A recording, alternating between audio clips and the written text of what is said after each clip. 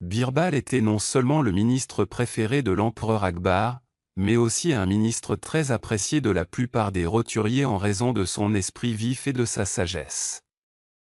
Les gens venaient aussi de partout pour lui demander conseil sur des questions personnelles.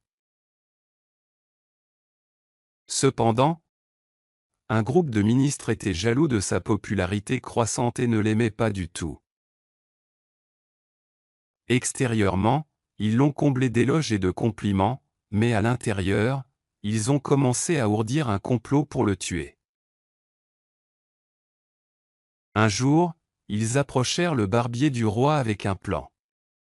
Le barbier étant extrêmement proche du roi, ils lui demandèrent de les aider à se débarrasser définitivement de Birbal. Et bien sûr, ils lui ont promis une énorme somme d'argent en retour.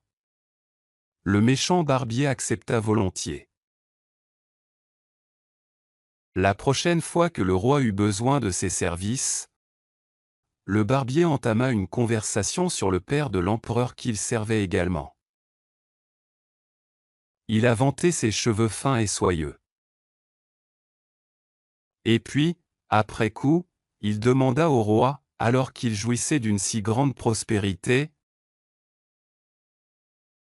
avait-il tenté de faire quoi que ce soit pour le bien-être de ses ancêtres? Le roi, furieux de cette bêtise impertinente, dit au barbier qu'il n'était pas possible de faire quoi que ce soit car ils étaient déjà morts. Le coiffeur a mentionné qu'il connaissait un magicien qui pourrait venir en aide. Le magicien pouvait envoyer une personne au ciel pour s'enquérir du bien-être de son père.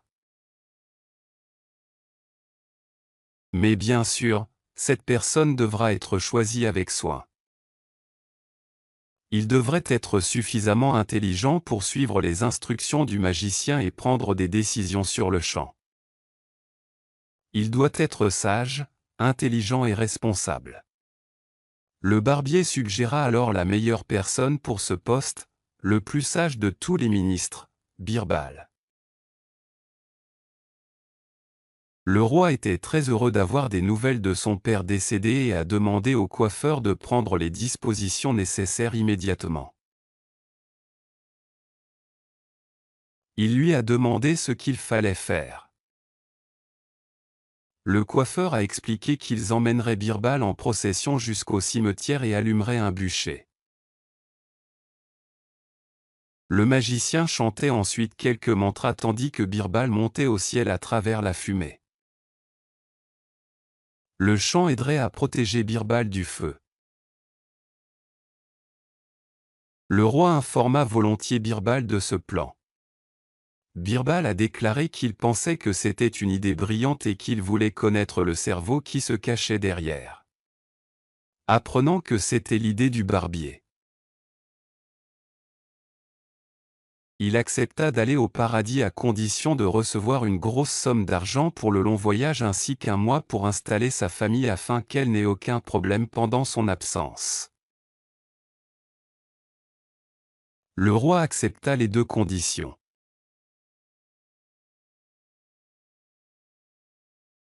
Au cours de ce mois, il a demandé à quelques hommes de confiance de construire un tunnel entre les lieux funéraires et sa maison. Et le jour de l'ascension, après que le bûcher ait été allumé, Birbal s'est échappé par la porte cachée du tunnel.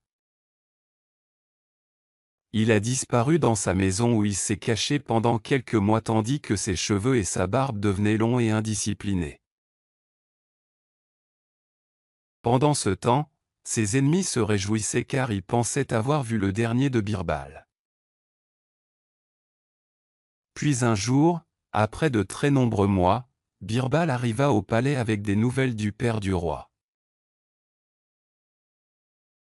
Le roi était extrêmement heureux de le voir et prêt à lui poser un barrage de questions. Birbal a dit au roi que son père était de bonne humeur et qu'il avait bénéficié de tout le confort sauf un.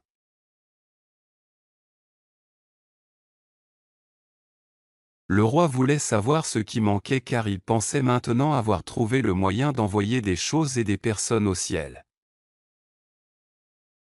Birbal répondit qu'il n'y avait pas de barbier au paradis, c'est pourquoi même lui était obligé de se laisser pousser la barbe.